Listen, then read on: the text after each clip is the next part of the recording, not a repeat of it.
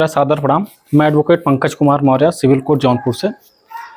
आज का ये प्रोग्राम जो है बहुत ही महत्वपूर्ण है अपने हर एक व्यक्ति के समाज के लिए, क्योंकि हमारा समाज इतनी तेजी से पिछड़ रहा है। इसको हमको आगे बढ़ाने के लिए हर एक व्यक्ति को साथ में जुड़ के चलना पड़ेगा।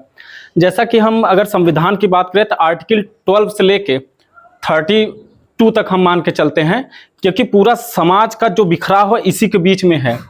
अगर हम आर्टिकल 12 से लेके 32 तक देखेंगे तो सारी जितनी भी कुरीतियां हैं, जितनी भी अच्छाइयां हैं, जितनी भी बुराइयां हैं जात विशेष को लेके सारा इसी में समाहित है। हम कहते हैं कि हमारा समाज किसी भी वर्ग में बटा हो, किसी भी जात में बटा हो। अब लेकिन जैसे कि भैया ने बताया पेन और कैप की, वो सत्य है, क्योंकि 85% जो है वो अगली जातियां जो हैं और 15 पिछड़ी जातियां हैं, जो 15% है वो अगली जातियां हैं। ये क्या करती है, हम लोग को इतनी तेजी से पीछे ले जा रही है कि हमको आगे सोचने का मौका नहीं दे पा रही है।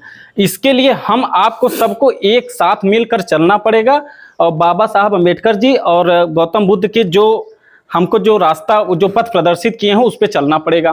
क्योंकि हम आज भी हम लोग, जैसे कि हम पेशे से एज ए एडवोकेट हूँ, तो हम कोर्ट में भी देखते हैं वहाँ पर बड़ी तेजी से ये चल रही है। हर कोर्ट से, चाहे आप कलेक्ट्रेट ले लीजिए, चाहे आप दीवानी ले लीजिए, वहाँ भी यही चल रहा है। अभी चुनाव होता है तो उसमें साठ गांठ हो जाती है कि ब्राह्मण ठाकुर हो गए, यादव हो गए, मौर्य हो गए, SC ST हो गए। तो इतनी तेजी से बिखराव करने की ये रीजन सबसे बड़ा यही है कि हम आप एकजुट नहीं हो पा रहे हैं, इसलिए वो हमारे ऊपर हावी बराबर होते जा रहे हैं। अगर हम आर्टिकल 14 की बात करते हैं, शायद समानता का अधिकार है, थोड़ा ध्यान से उत्तर, लेकिन शायद समानता का अधिकार है। समानता का अधिकार कैसे है?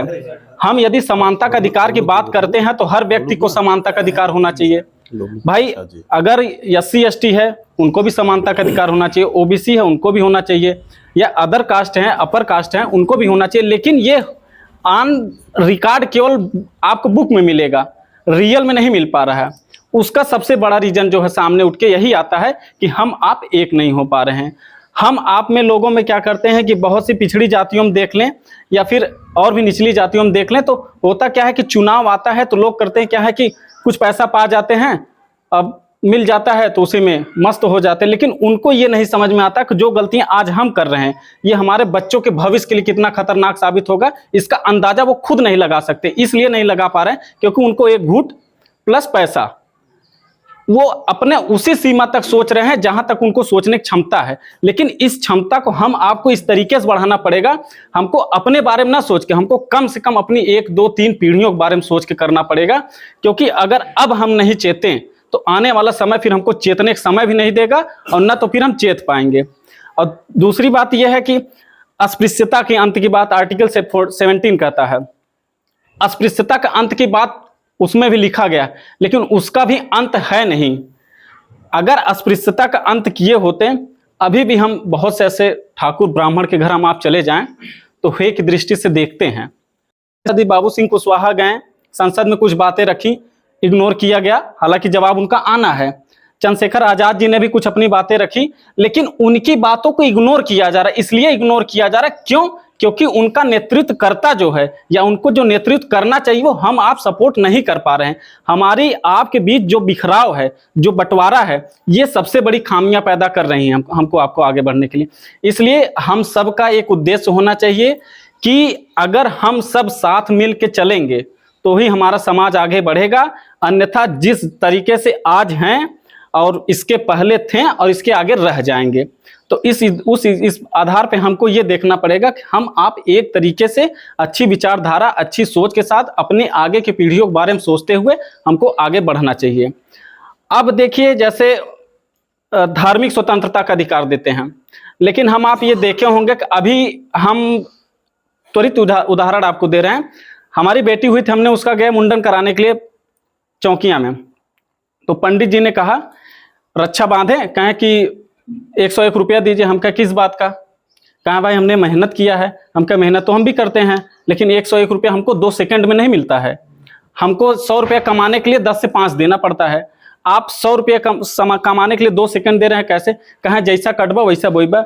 हम कहे आप बहुत बढ़िया बोए हैं इसलिए आप अच्छे से काट रहे हैं, आप जरा भर कमा के देखिए तो हम आपको समझाएं फिर। तो उन्होंने कहा कि वकील साहब बहुत बुरा होगा आपके साथ। हम कहे आपके जैसे सोचने वाले हजारों इस दुनिया में पड़े हुए हैं, जिनका अच्छा बुरा होना होता है, उनका हो जाता है, आपके कहने से नहीं होगा। आपको पैसा लेना हो तो लीजिए, अन्यथा छोड़ दीजिए। तो उन्होंने कहा जाइए, आपका नाश होगा। हम कहा जिस दिन ऐसा शब्द अगर कहीं से हमको 1% लग गया कि सही में हो रहा है, तो दूसरे दिन हम आपके पास आएंगे जरूर पंडित जी, याद रखिएगा। तो उन्होंने कहा तो ठीक, अच्छा सर गलती हो गई वकील साहब, माफ कीजिएगा, हमको जा रहे हैं। तो फिर जाते जाते हमको बाहर गेट तक पीछा करने, कहा वकील साहब कुछ तो दे दीजिए। हमने कहा 10 रुपये से ज्यादा मैं आपको नहीं दूंगा। हाँ, हम कहें 10 रुपये से ज्यादा आपको हम नहीं देंगे। इस वजह से नहीं देंगे क्योंकि आपने आधे घंटे से हमारे पीछे अपना समय दिया। उस समय की जो कीमत है, वो उस जो समय की कीमत आपकी गई, मैं उसका आपको 10 रुपया देता हूं, क्योंकि मैं 50 रुपया कमाने के लिए 10 से 5 देता हूं।